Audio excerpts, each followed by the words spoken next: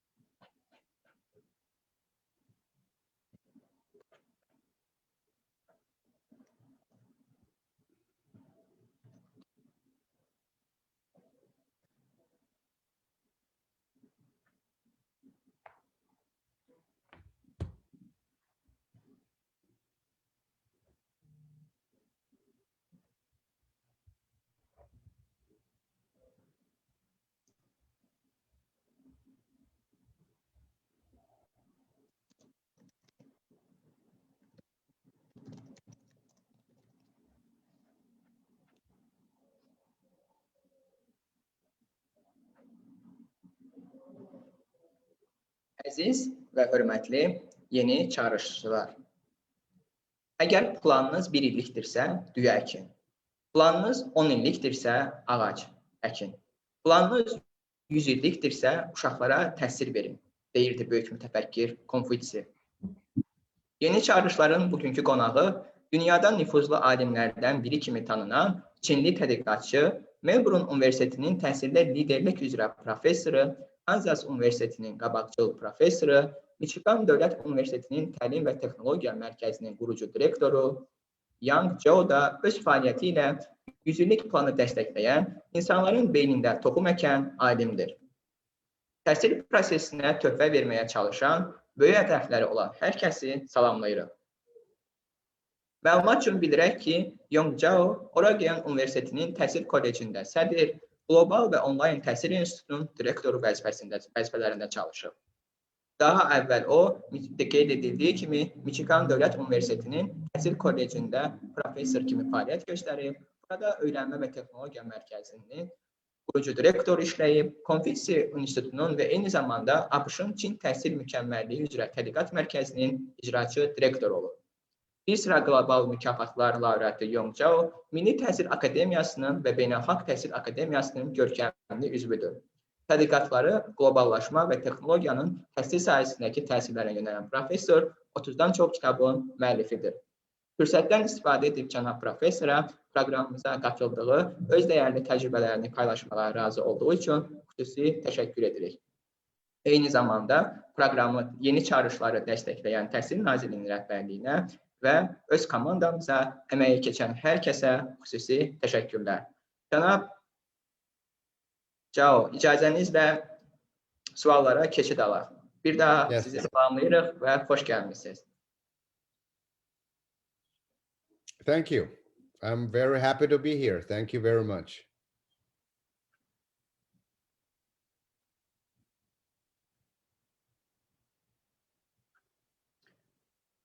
Mən İsfəndiyar bəydən xahiş edirəm, əgər mümkündürsə, tərcüməni yığışdıraq, yəni tərcümə butonunu. The consecutive interpretation. Təşəkkürlər bir daha.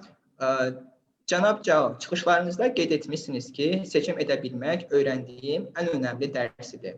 Belə bir fikir də var ki, uğur özü bir seçimdir. Siz təhsildə dəyişiklik etmək yolunu necə seçdiniz? Mr. Zhou, distinguished professor, you mentioned in your speeches that being able to make a choice was the most important lesson you learned. There is also an opinion that success itself is a choice. So how did you choose the path to change in education? Well, thank you very much. It's great to have a chance to speak to the audience in Azerbaijan, and you are doing a great work. Go ahead, you can translate, then I will continue. İsterdim. Mənə bu fürsəti qazandırdığınıza görə Azərbaycan auditoriyasında çıxış etmək imkanına görə təşəkkür edirəm. Həqiqətən də gördüyünüz iş təqdirə layiqdir. So choice is it is, I think everybody desires that. It's called, human autonomy, and everyone can make choices and everyone can create choices no matter where you are and how bad your situation is. There's always a way to create new possibilities. Bilirsiniz mi? Bu seçim meselesi, seçim hüququ əslində hər bəşər övladının arzusudur. Hər kəsin belə bir müstəqil arzusu var. Seçim etmək, seçim imkanını yaratmaq, bu imkandan yararlanmaq, harada olmağınızdan asılı olmayaraq, vəziyyətin nə dərəcədə yaxşı və yaxud bərbad olmasından asılı olmayaraq, hər kəs bu seçimdən faydalanmaq, bu seçimi etmək istəyir. When you make choices, you are driven by your own interest, and you are creating new possibilities for yourself. So that's the motivation. We want to motivate students to do interesting things, but our schools force them not to make choices. So our schools don't have choices. So when I'm talking about a choice, I say, students are making the choices, teachers are making the choices, but school systems generally do not allow choices to be made. Qeyd etmək istərdim ki, seçim etmək həmçinin də bizim mövqeyimiz, bizim mənafeyimiz baxımından da olan bir prosesdir. Yəni, yeni imkanlar, yeni motivasiya mənbələri, bunlar həmin o seçimin kökündə dayanan məsələlərdir. Əslində baxanda biz tələbələri seçim etməyə dəvət edirik, onları həvəsləndiririk. Amma digər tərəfdən bunu biz məktəblərdə görmürük. Yəni seçimə dəvət edirik, deyirik ki, seçim vacibdir, seçimi motivasiya olmalıdır. Amma əslində məktəblərdə bu imkanlar yoxdur. Yəni tələbələr seçim etməlidirlər, müəllimlər seçim etməlidirlər, amma məktəbdə bu baş vermir.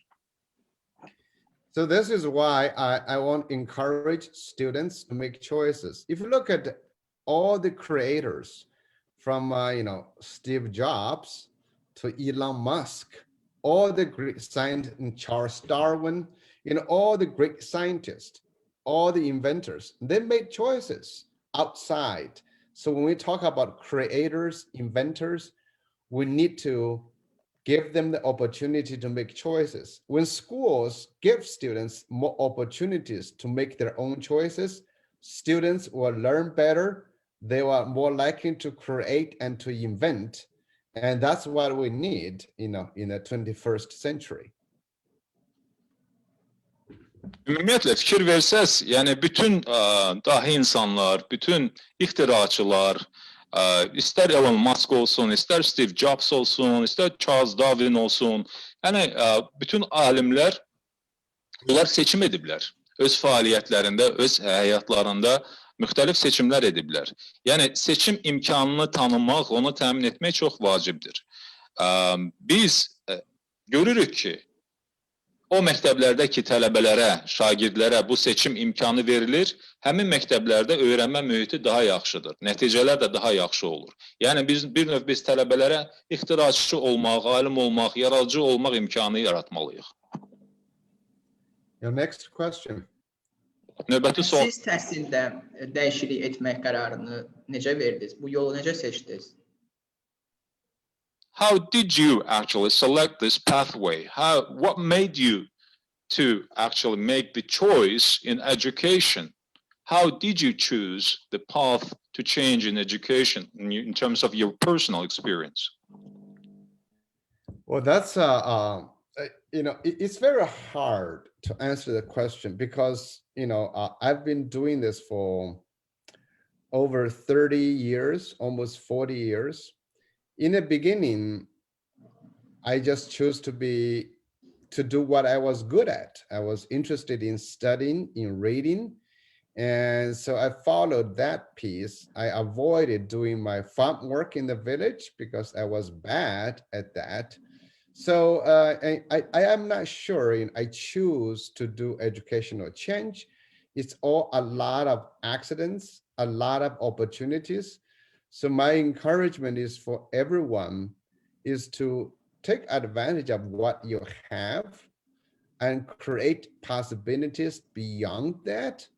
And then eventually something will happen. So I don't believe in long-term planning.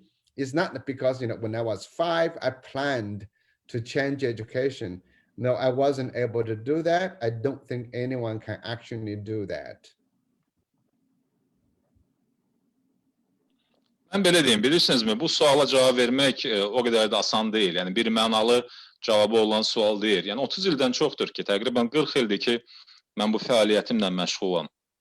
Və mənim başlanğıcda əsas atdığım addımlar məhz mütaliə idi, məhz öyrənmək idi, təhsil almaq idi, oxumağı, mütaliə etməyi sevirdim, öyrənməyi sevirdim və kənd şəraitində məşğul olduğum fəaliyyəti buraxdım, yəni kənara qoydum, çünki əslində heç yaxşı da bacarmırdım kənddəki işləri və tamamilə fikrimi, diqqətimi təhsilə yönəltdim. Digər bir şeylə qeyd etmək istəyirəm ki, mənim karyeram boyunca bir çox təsadüflər və imkanlar, təsadüf və imkanların birləşməsi məni bax bu seçim etməyə gətirdi, çıxartdı. Və mən əslində bu imkanlara çox inanıram və əslində mən auditoriya üzümü tutub sahib olduğu imkanlardan, sahib olduğu fürsətlərdən yararlanmağa onları çağırıram, dəvət edirəm və uzun müddətli planlaşdırmağa mən inanmıram. Yəni kimsə deyir ki, mən 5 yaşımda bunu düşündüm ki, belə olacaq, belə dəyişəcəm və bu addımları atacağım, mən ona inanmıram. Yəni burada sonradan tədricən o yaxınlaşma, tədricən müəyyən istiqamətə doğru irəliləmə məsələsi var. Çox sağ olun cənab Cao. Bu arada Mətin bəy, mən bir informasiyanı çatdırmaq istəyirəm. Bu yəni tərcümə üçün deyil. Tural bəy Orucov burada xeyli şərh yazır. Mən Tural bəyin diqqətdən xahiş eləmək istəyirəm ki, söhbəti deməli, yəni söhbətə qulaq verməyə çalışsa daha çox onun üçün faydalı olar və bugünkü söhbətimizin mövzusu da yəni daha fərqlidir. Bunu nəzərə almasını xahiş edirəm və təşəkkürlər. Cənab Cao, oxuduqca daha çox anladım, anladıqca suallarım daha da artdı deyən sizin əsas tədqiqat suallarınız nədir? Tədqiqatlarınız hansı mesajları çatdırır? Professor Rao, and one of the things is when you say, like, the more I read, the more I understood, and the more I understood, the more questions I have. So what messages do your research convey? And this is one of the key kind of research questions that you also refer to. Let me repeat, the more I read, the more I understood, and the more I understood, the more questions I have. So what messages specifically do your research convey?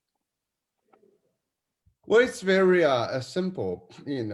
Human knowledge, when you learn, you're not just learning to remember things. You apply what you learn to solve problems. And so the more you learn, the more problems you're going to solve. And the more problems you're going to solve, the more questions you're going to have. And the more questions you have to do more thinking and more learning. Əslində sadədir Cəfər bəy. Yəni insanın biliyi tək onun oxuyub, mütaliə edib, öyrəndiyini yadda saxlamaqla bitmir. Siz əldə etdiyiniz biliyi tətbiq edirsiniz, problemləri həll edirsiniz. Problemləri həll etdikcə gündəmə daha da çox sual gəlir. Daha da çox sualların fonunda, fövqündə təbii ki, daha da əlavə araşdırmalı olursunuz. Yəni bu proses zəncirvari bir-birinin əlaqəlidir.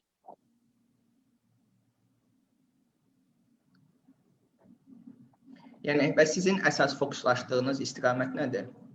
So Yəni əsas tədqiqat sualınız. What is the main area that you focus? What is the kind of headliner for you? What is the key question that keeps you focused, and what is that focus area for you?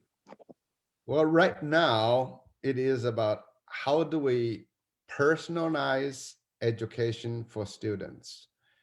I believe that every child should become the owner of his or her learning. And so schools should not have prescribed curriculum or testing for all students. Instead, learning should be directed by students. So students should become self-determined learners. They can manage their own learning. They can pursue their interest and internal talent. Mən belə deyərdim, ilk öncə mənim hal-hazırda əsas məqsəd olaraq və diqqət olaraq getirdiyim sahə təhsilin tələbələr üçün fərdiləşdirilməsidir. Və burada hər bir tələbə, hər bir şagird öz öyrənmə prosesinin sahibi olmalıdır. Onun sahibindən çevrilməlidir. Məktəblər hər bir bütün şagirdlər üçün standart eyniləşdirilmiş bir kurikulum, bir təhsil proqramı ilə çıxış etməməlidirlər. Burada öyrənmə prosesi tələbələr tərəfindən tənzimlənməli, tələbələr tərəfindən aparılmalıdır. Və onlar öz ehtiyaclarını, öyrənmə ilə bağlı öz ehtiyaclarını bilməlidirlər və bu ehtiyaclardan çıxaraq da təhsil prosesini davam etməlidirlər, öyrənməlidirlər. Cənab Cao, bayaq qeyd etdiyiniz kimi sizin uşaqlığınız kənddə keçib və kənd həyatında da bir çox məhdudiyyətləriniz olub. Qeyd etmişsiniz bundan öncəki çıxışlarınızın birində və insanların aclıqdan öldüyü kənddə atanız sizə çərçivədən kənar düşürməyi öyrədib. Elə yeri gəlmişkən izləyicilərə də qeyd etmək istərdik ki, Cənab Cao'nun Sərhədsiz Tələbələr, Bütün Tələbələr üçün Yerini Öyrənmə adlı bir kitabı da var. Və sizcə çərçivədən kənar düşünmək baxışı təhsildə öz əksini necə tapır? Ümumiyyətlə, təhsil müəssisələri hansı çərçivələrdən kənara çıxmalıdır və niyə? Professor Zhao, I also read your childhood in the countryside, and you had many restrictions in your rural life. In a village where people were starving to death, your father taught you to think outside the box. By the way, I would like to know to the audience that Mr. Zhao is the author of the book called Students Without Borders, New Learning Pathways for All Students. But how do you think that thinking outside the box is reflected in the education process? What are those boxes and frameworks that educational institutions should think and act outside, and why? Well, you're right. Thank you for mentioning that. I grew up in a village in China in the 1960s during the Cultural Revolution. It's a lot of restrictions. People were starving. But I think what I had, from my father and others, I was able to escape, to rethink. You cannot escape your material life. You still did not have enough food, all those things, but you can have an imagination. I think imagination and hope are very necessary. Now, with today's education, with technology, like we are talking now as if I were in Azerbaijan, this is amazing. Every student can technically do this. They are not restricted. There are so many YouTube videos, so many MOOCs from different universities, so many experts. So you can actually do this. Every student can be connected globally and make different resources. And I will talk a little bit about a project I'm leading. Hopefully maybe schools in Azerbaijan can join. Bilirsiniz Mücəffər bəy, həqiqətən də dediyiniz həqiqətdir, dediyiniz düzdür. Mən 60-cı illərdə müxtəlif inqilabların baş verdiyi o mühitdə ərsəyə boyu başa çatmışam, böyümüşəm və o zaman bəli insanlar da aclıqdan ölürdülər. Lakin mən düşüncəmi dəyişə bildim. Bəzi təbii ki maddi məsələlər var, bəzi material dediyimiz o mühit var ki siz ona dəyişə bilməzsiniz. Oradan uzaqlaşa bilməzsiniz. Amma eyni zamanda zehni olaraq, düşüncə olaraq, bir təfəkkür olaraq siz fərqli düşünə bilərsiniz və mən həmin mühitdə fərqli düşünməyi bacardım. Müəyyən təbii ki təxəyyülüm var idi, mənim arzularım vardı və ümidim var idi. Bu təxəyyül və ümid onun bir növ sintezi mənə fərqli düşünmək imkanı qazandırdı. Müasir zamanda texnologiyalar çox geniş təşəkkül tapıbdır və yəni sanki Azərbaycanda olduğum kimi sizinlə indi söhbət edirəm. Bu texnologiyalardan təbii ki, tələbələr də faydalanırlar. Tələbələr müxtəlif qeyd etdiyimiz kimi texnologiyalardan, müxtəlif əyani vəsaitlərdən, kitablardan, ekspertlərdən, mütəxəssislərdən, onların fikirlərindən birbaşa olaraq faydalana bilirlər. Elə bu tələbələrin kommunikasiyası ilə də bağlı, ünsiyyəti ilə də bağlı mənim bir layihəm var ki, əslində bu barədə də söhbət edəcəm. Azərbaycanlı tələbələr də düşünürəm ki, gələcəkdə bu layihəyə qoşula bilərlər. So let me just give you an example. I am running a global project. It's called HIP, Human Interdependence Project. So we have students in July from different countries to work together on identifying how human beings are interdependent on each other, how human beings are interconnected. If anyone is interested in this, you can send me an email. I will connect you with the organizers of this 2-week summer camp online. 2 həftəlik yay kempi var online formatda. Bu bizim təşəbbüsümüzdür, biz layihəmizdir. Adı HIP qısa olaraq. Bu layihənin adı insanların bir-birindən asılılığı, bir-birindən qarşılıqlı əlaqə proqramıdır, HIP. Və 2 həftəlikdir. Yay fəslində həyata keçiriləcəkdir online formatda. Bu layihənin məqsədi insanların bir-biri ilə asılılığı və bir-birindən qarşılıqlı əlaqə olmasına həsr edilmişdir. Bu əlaqələrin öyrənilməsi, araşdırılmasıdır. Kim maraqlanırsa, bununla bağlı iştirak etmək istəyirsə, mənimlə əlaqə saxlaya bilər.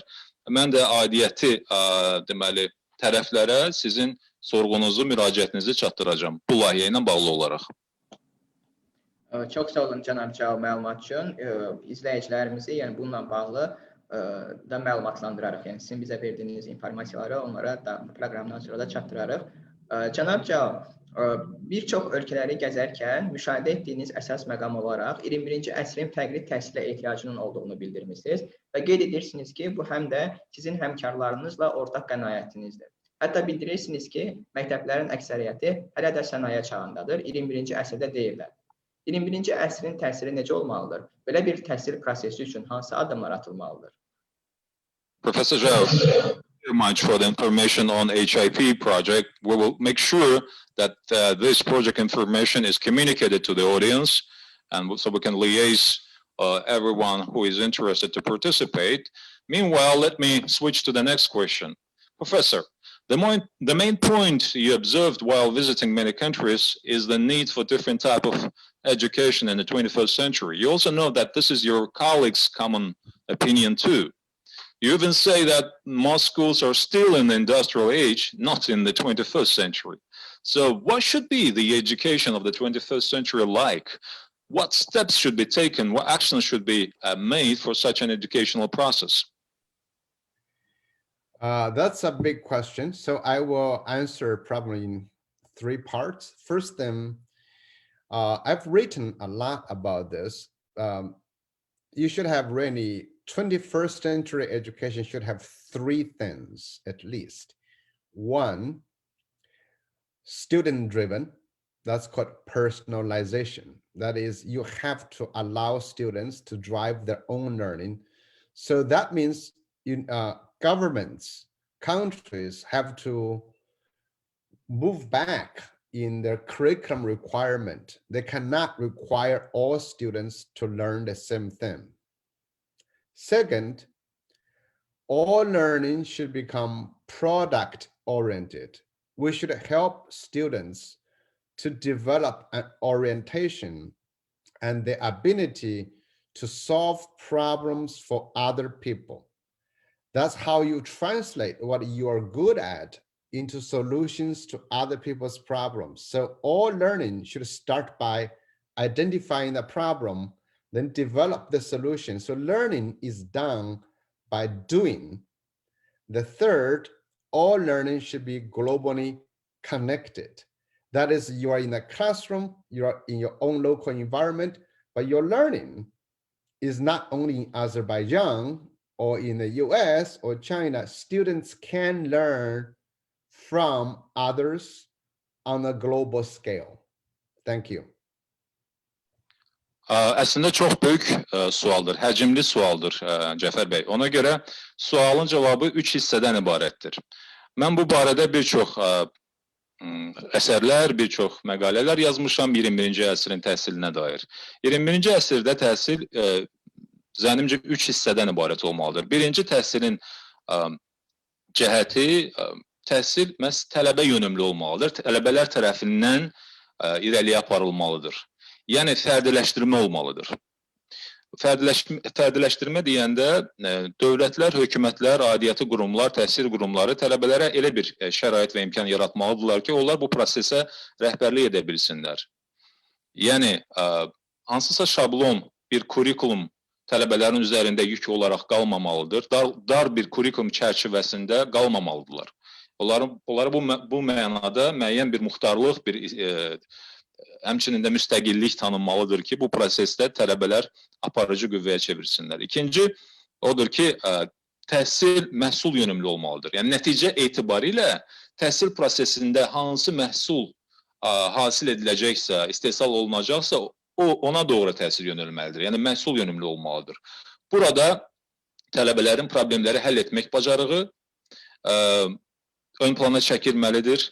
Müxtəlif çətin məsələləri, çağırışları, çətinlikləri həll etmək bacarığı və öyrənmə zamanı həmçinin də bacarıqları məhz problemlərin həllinə doğru istifadə vurğulanmalıdır. Yəni, əgər siz nəyisə yaxşı bacarırsınızsa bir tələbə olaraq, bu bacarığınızdan istifadə edərək konkret problemləri həll etməyi bacarılmalısınız və təhsildə bu nəzərə alınmalıdır.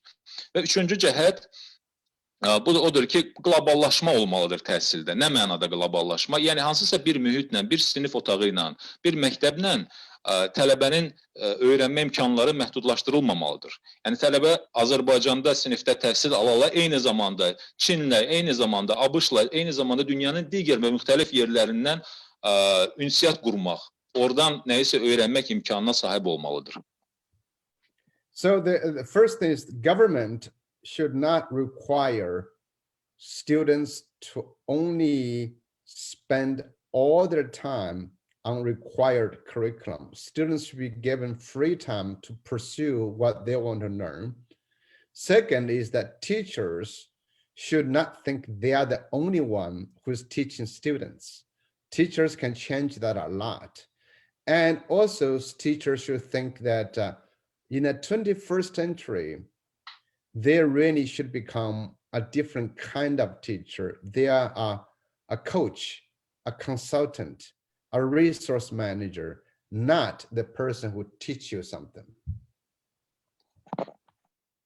Fikrimi davam etdirərək də qeyd etmək istərdim ki, yəni daha aydın olsun. Kurikulum deyəndə, kurikulum tələbləri deyəndə bununla yanaşı, yəni sistem tələbələrə imkan verməlidir ki, onlar asudə, yəni əlavə sərbəst vaxtlarında da nəyisə öyrənə bilsinlər. Yəni, bu kurikulum onları bir küncə sıxmasın, üzərində bir yükü olmasın. Yəni, kurikulumdan əlavə də tələbələrə öyrənmə fürsəti imkanı tanınmalıdır. Digər tərəfdən müəllimlər də düşünməməlidirlər ki, yalnız onlar tələbələrə nəyisə öyrədə bilərlər. 21-ci əsrin müəllimləri daha çox, yəni də hami rolunda çıxış etməlidirlər. Haradasa elmi rəhbər, haradasa məsləhətçi, haradasa konsultant, haradasa resurslar üzrə menecer, idarəedici qismində çıxış etməlidirlər, nəinki sırf və yalnız müəllim qismində.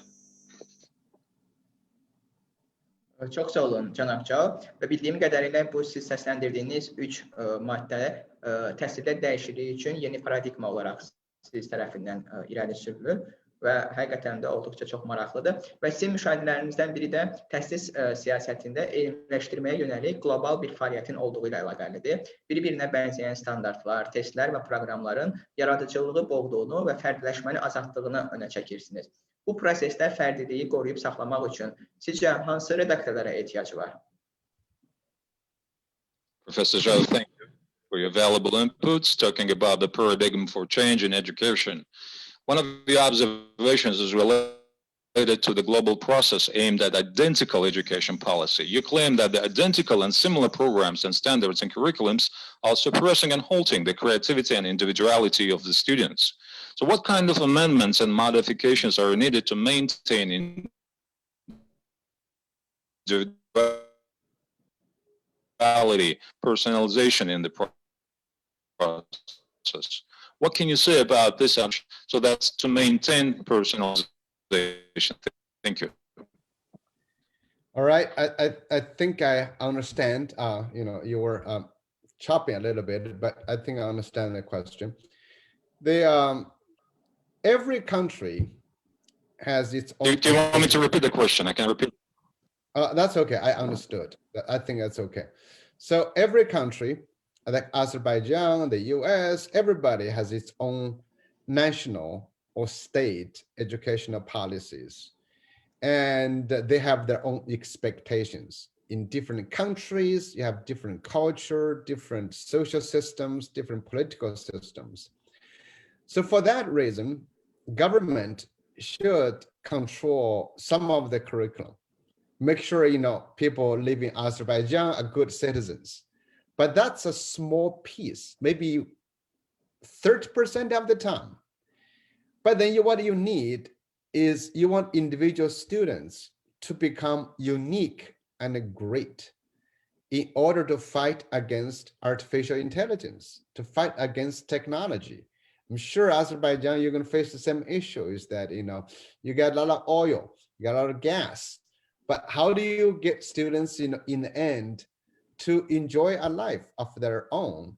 That is where you want individual students to have maybe 70% of the school time to develop their unique abilities, their interest, their talents. This is also where how students can be engaged with education.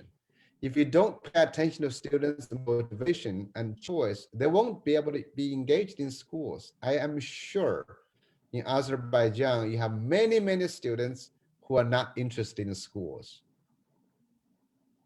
Bilirsiniz Mücəffər bəy, təbii ki, kurikulumlar çox vacibdir. Hər bir ölkədə layiqli vətəndaşların yetişdirilməsi, kurikulumda ali məqsədlərə doğru təhsilin təmin olunması, bunlar öz yerində. Amma bunlar hardasa təhsilin 30%-ni, əgər nəticə etibarilə götürsək, 30%-ni təşkil etməlidir. Digər tərəfdən fərdi qaydada o istedadların müəyyən olunması üçün, istedadların aşkar olunması üçün yanaşma çox vacibdir. Çünki nəticə etibarilə bir tərəfdən süni intellekt, digər tərəfdən texnologiyalar var. Və bu süni intellekt və texnologiyaların içində insanların fərdi olaraq itməməsi üçün, fərdi insan istedadlarının və yanaşmaların itməməsi üçün təbii ki, bunlar dəstəklənməlidir. Eyniləşmə olmamalıdır ki, insanlar da bacarıqları ilə, bilikləri ilə və istedadları ilə fərqlənsinlər. Yəni istənilən ölkədə belədir. Məsəl üçün Azərbaycanda neft və qaz sənayesi çox inkişaf edir. Amma bu işte demək deyir ki, hamı neft və qaz sənayesində çalışmalıdır və yaxud da ki, hamı neft və qaz sənayesində mütəxəssis kimi formalaşmalıdır. Digər bacarıqlar, fərdi bacarıqlar da təbii ki, aşılanmalıdır. Onlar təşəkkül tapmalıdır. Bu da çox vacibdir. Odur ki, yəni yerdə qalan o 70% məhz tələbələrin istedadları, bacarıqları üzərində qurulmalıdır. Və onların o unikal, özünə məxsus və təkrar olunmaz bacarıqları və istedadları inkişaf etməlidir. Cənab Cao, 30-35 şagirdin olduğu bir sinifdə fərdiləşmiş təhsil nə qədər realdır sizcə? Professor Zhao, how do you think realistic it is to have individualized education, like personalized education, as you say, in a classroom with 30-35 students? Oh, that's easy. That has been done. Remember, it's students leading the learning. I think when people always think, oh, personalization, how can I do personalization with 30 students? We've been doing experiment in China. Each class is 60 students. We had 60 students, okay? So the idea is not the teacher, you don't manage.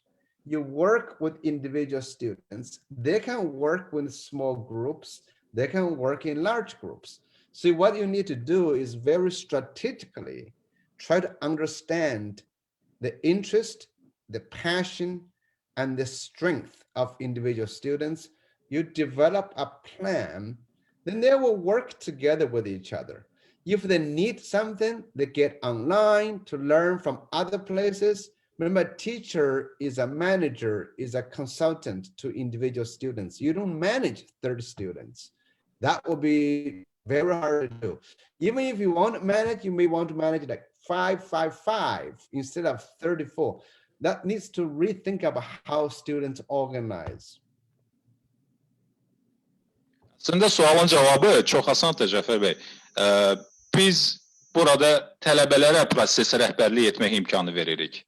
Yəni artıq o böyük siniflər olsun. Hətta mən sizə deyim ki, biz Çində bir eksperiment aparmışdıq. 60 şagirdin olduğu sinifdə bunu həyata keçirmişdik və özünü doğrultmuşdu. Yəni burada əsas ideya nədir? Əsas fikir odur ki, müəllim yox, məhz tələbələr prosesdə aparıcı rol oynasınlar və kiçik və böyük qruplarda tədris zamanı öyrənsinlər, iştirak etsinlər.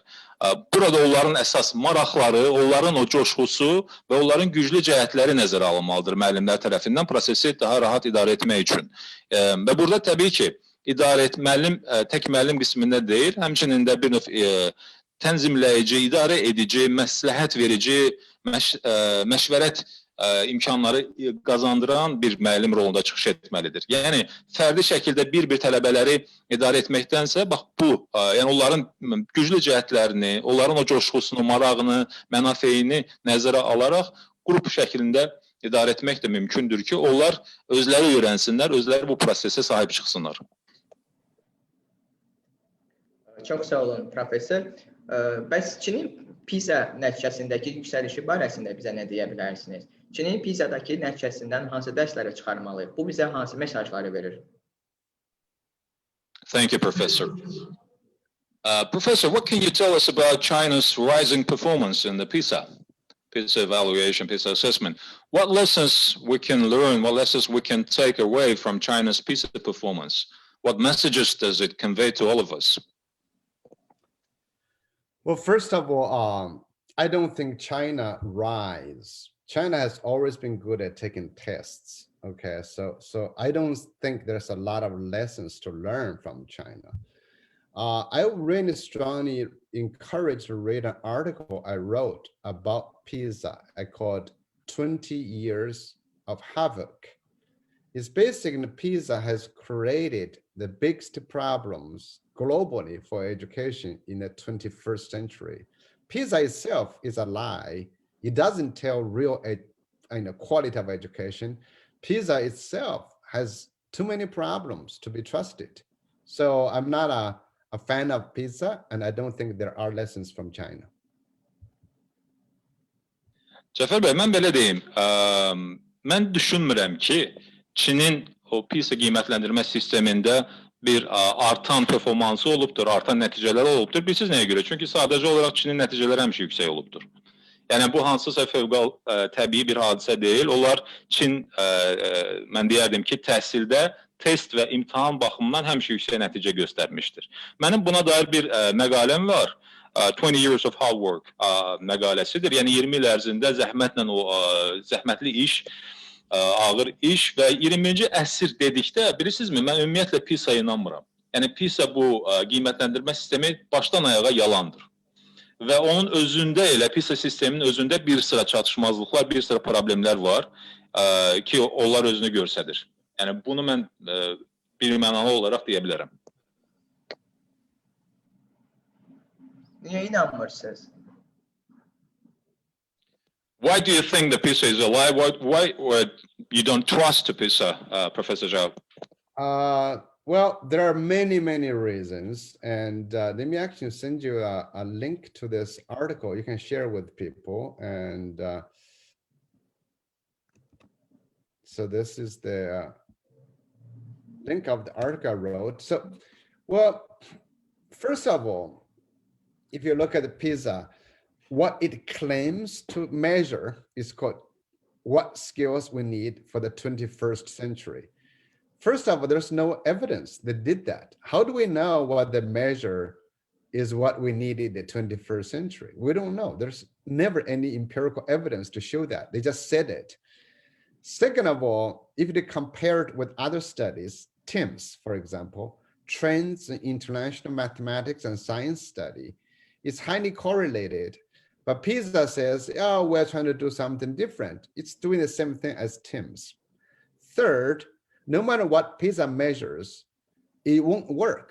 You know, for example, what Azerbaijan may need can be very different from what US may need. Even in the US, what Massachusetts may need might be different from Texas, you know, in the state. So it does not work across. You cannot define a global set of competence for 15-year-olds. If you're in an African country, you might need something different from South America countries. So that's the first reason.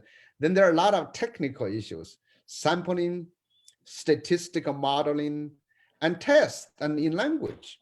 In Azerbaijan, you use a different language, and different languages may favor different kind of students. So there are many other reasons I can lay out, but I laid that out in the article.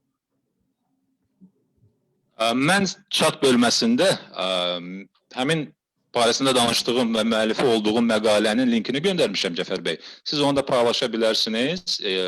Oxuyucuların auditoriya maraqlanırsa. Burada mən bir dəqiqləşdirmə edim. Məqalənin ingiliscə adı Two Decades of Havoc. Hard work yox, havoc. Bu da 2-10 illik ərzində, yəni 2 dekada ərzində viran, talan mənasına gəlir. Yəni PISA 2 dekada ərzində bir növ yalan və talan olmuşdur. O anlama gəlir məqalə. Məqalə kifayət qədər maraqlıdır və orada qeyd etdiyim məsələlər daha ətraflı şəkildə göstərilmişdir. O ki, qaldı konkret sualla bağlı deyə bilərəm ki, çatışmazlıqlar nədir? Əslində PISA-da qeyd olunan məsələlərin empirik sübutu yoxdur. Yəni, onlar empirik olaraq sübut və dəlil əsasında deyil. İkinci, TIMSS dediyiniz və digər bir qiymətləndirmə var ki, əslində PISA onun elə TIMSS zamanı qiymətləndirmədə qeyd olunan məsələlər PISA-da da var, yəni təkrarlamasıdır. Digər bir məsələ də burada fərdi məqamlar nəzərə alınmır. Misal üçün, PISA-nın keçirilməsi ilə bağlı Azərbaycanın ehtiyacları və yanaşması Amerikanın ehtiyaclarından, yanaşmasından fərqli ola bilər. Amerikanın özündə, Amerika Birləşmiş Ştatlarının özündə Massachusetts'in bu təhsillə bağlı, qiymətləndirmə ilə bağlı yanaşması və ehtiyacları Texas ştatında olan yanaşma və ehtiyaclardan fərqli ola bilər. Yəni, və burada biz tamamilə fərqli o səriştələr dəstindən söhbət edə bilərik. Afrikanın özü Cənubi Amerikadan fərqlənə bilər. Yəni, burada bir növ o şablon yanaşma doğru deyil PISA-nın içində.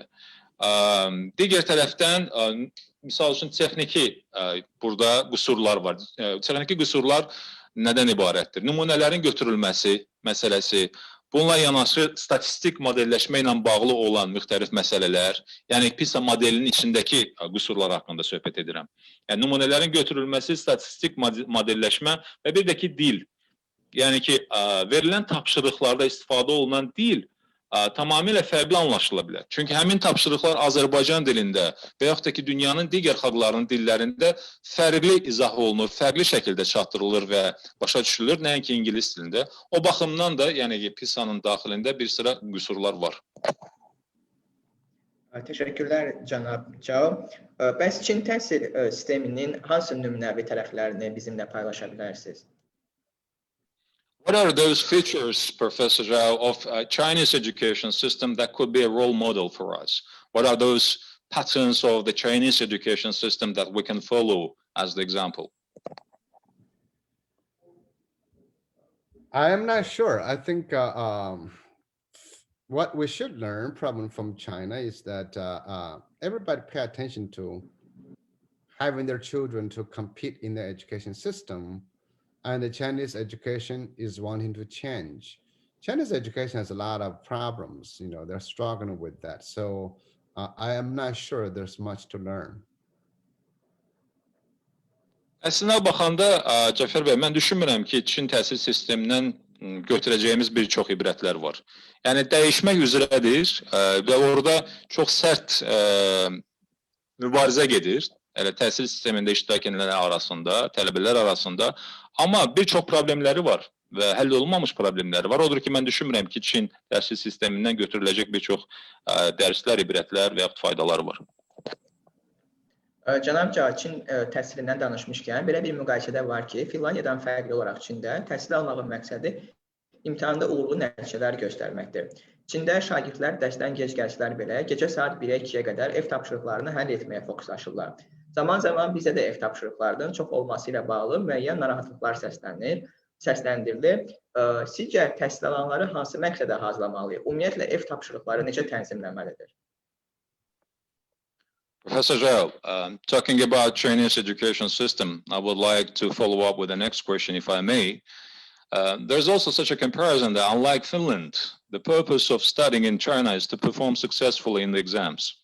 In China, students focus on getting homework done until 1 or 2 a.m. after midnight. Even if they can come late from school, they're still very much focused on getting the homework done. So we also have some concerns about the extensive and massive homeworks.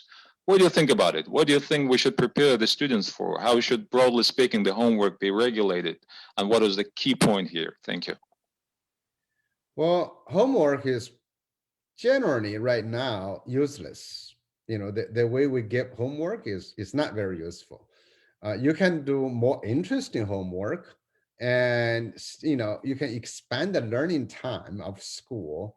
You can expand the learning place. I think we need to rethink about education after COVID, that students, you know, they can learn online, they can collaborate online, they can do projects online. So that kind of homework is called engaged, happy. Do not force students to do homework. It's useless. And you need really go back to what I said earlier. Students have to take control of their own learning. Students have to manage their own learning. You know, we should not dominate, we should not control students' learning. Zafer Bey, bilirsinizmi, ümumiyyətlə ev tapşırıqları faydasızdır. Yəni onların böyük bir faydası yoxdur.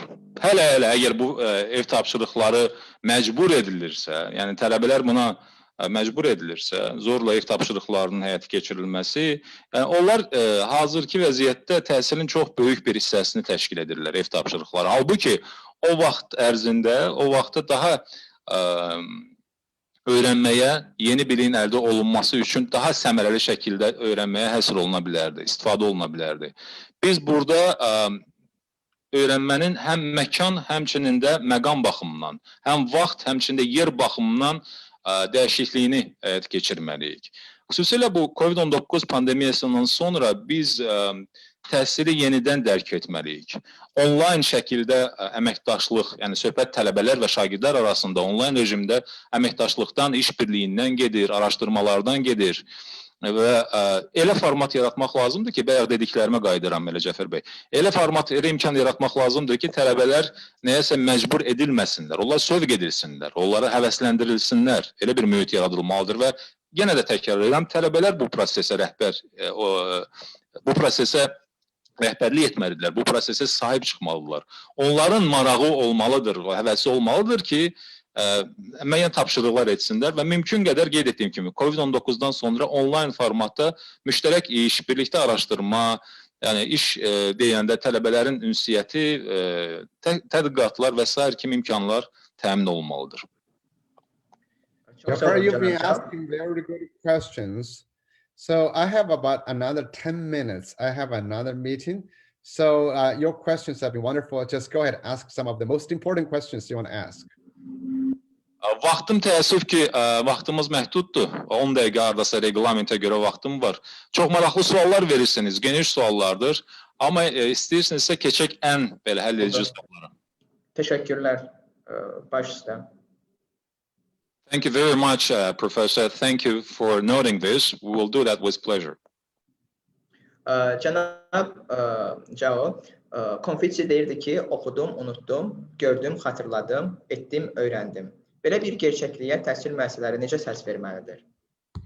Professor Zhao, as you know, Confucius is reputed to have said, "Tell me and I will forget, show me and I may remember, involve me and I will understand." How this reality should be echoed in educational institutions?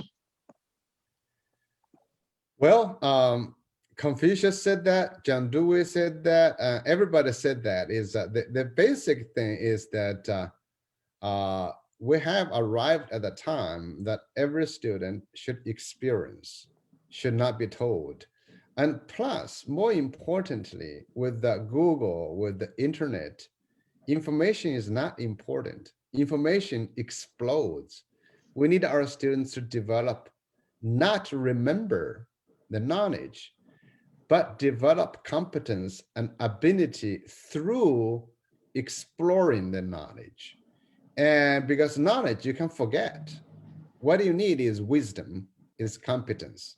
And that requires all of our students to experience learning. And that learning is to solve problems worth solving.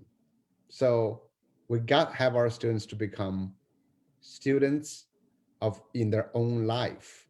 They explore to solve problems. Bilirsiniz bu müdrik kəlamın müəllifi tək Konfusius deyil, Konfutsi deyil, həmçinin digər də alimlər buna bənzər fikirlər söyləmişlər. Əslində, biz tələbələr üçün təcrübə qazanmaq imkanı yaratmalıyıq. Nəinki onları nəyəsə diktə etməliyik. Nəinki durmadan biz onlara nəyəsə öyrədək. Onlar da özləri təcrübə əsasında biliyə yiyələnməlidirlər. İndiki zamanda informasiya özü özlüyündə, yəni ki, başqa addımlar və fəaliyyətlər olmasa, onun əhəmiyyəti yoxdur. Əhəmiyyət yalnız o zamandır ki, biz əldə etdiyimiz məlumatlardan istifadə edib, o məlumatları araşdırıb nəsə edə bilirik. O məlumatları konkret əməllərə çevirə bilirik və həll olunması dəyər problemləri, yəni o problemlər ki, onları həqiqətən də aktualdır, onları həll etmək lazımdır, o problemin həllinə doğru addımlar atırıq.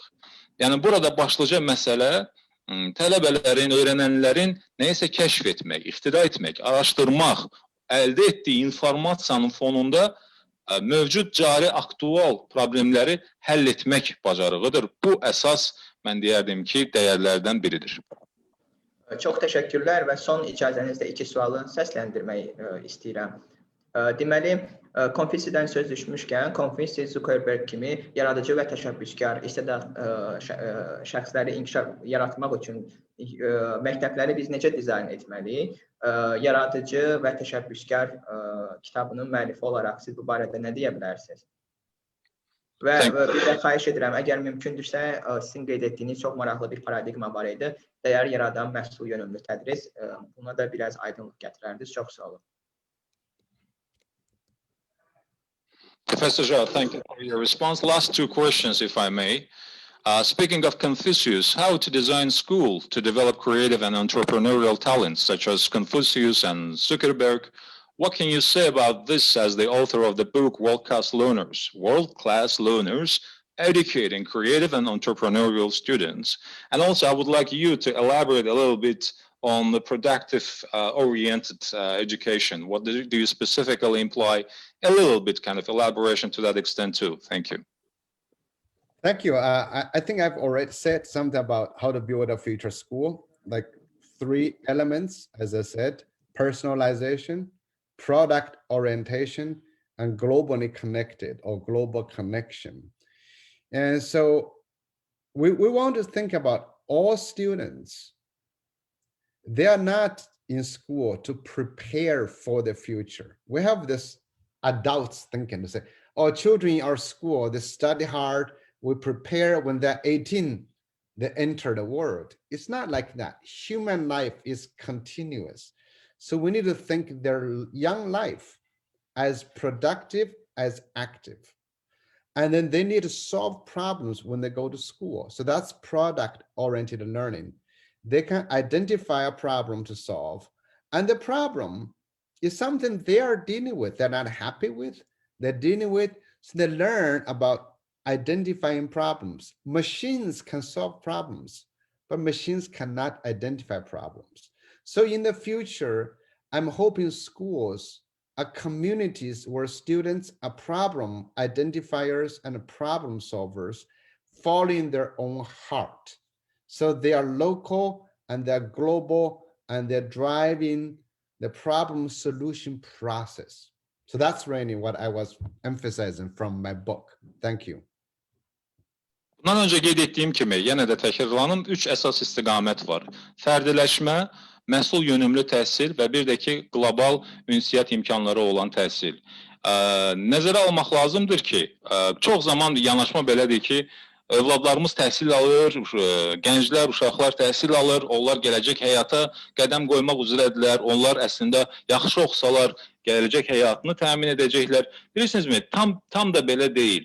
Yəni, uşaqlar ilk növbədə, onlar təhsil alarkən, onlar öz həyatlarını davam edirlər. Yəni, elə deyil ki, təhsil həyatdan təcrid olunmuş şəkildə sırf və yalnız gələcəyə hazırlıq üçün ayrıca bir prosesdir, təcrid olunmuş bir tərki dünya prosesdir. Elə deyil. Gənclər də öz həyatlarını yaşayırlar. Onlar aktiv və produktiv, aktiv və eyni zamanda da məhsuldar olmalıdırlar. Problemləri həll etməyi bacarmalıdırlar. Biz ilk növbə nəyə nəzər almalıyıq ki, tələbələr, şagirdlər öyrənsinlər və problemləri müəyyən etsinlər və həll etsinlər. Bu bacarıq çox vacibdir.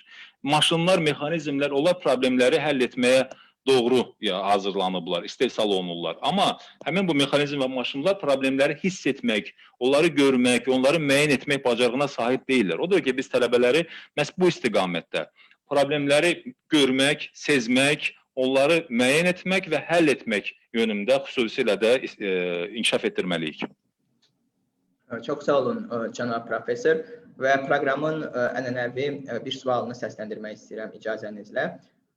Təhsildə yeni çağırışları 8 güşəli ulduza bənzətsək, sizcə bu çağırışlar nələrdən ibarət ola bilər? Və bir daha sizə çox təşəkkür edirik bizə zaman ayırdığınız və təcrübələrinizi paylaşdığınız üçün. Çox sağ olun. Thank you, dear professor, for sparing your valuable time to us, for your dedication, for sharing your valuable experience. And last but not least question, it's a traditional question of the program, by the way. So if we compare the new challenges in education to the 8-pointed star, what do you think these challenges will consist of? Well, I think the challenge is really, number one, do we as adults recognize the world has changed, that our students will live a different life than what we had? If we did recognize that, what kind of education we want to provide for our students, and the challenge is to accept students as owners of their own learning, is to accept that students can learn and do learn on their own. Thank you. This is a wonderful, wonderful program. Go ahead, translate. Mən belə deyərdim, 3 məsələni qeyd edəcəm. Birinci olaraq, biz böyüklər olaraq anlamalı və başa düşməliyik ki, dünya dəyişibdir. Və bizim övladlarımız da, şagirdlər də, tələbələr də, onlar dəyişmiş dünya şəraitində təhsil alırlar. Və təbii ki, bu fərqli mühiti nəzərə alaraq təhsildə nəyi dəyişməliyik, onu da nəzərə almalıyıq. İkinci məsələ də budur, aktual məsələ. Üçüncü isə, biz böyüklər olaraq bunu qəbul etməliyik ki, əslində tələbələr müstəqil şəkildə də öyrənə bilərlər. Yəni, bu öyrənmə prosesinin sahibi ola bilərlər. Bir daha sizin proqramı təbrik edirəm və gördüyünüz işi təqdir edirəm. Çox gözəl proqramdır.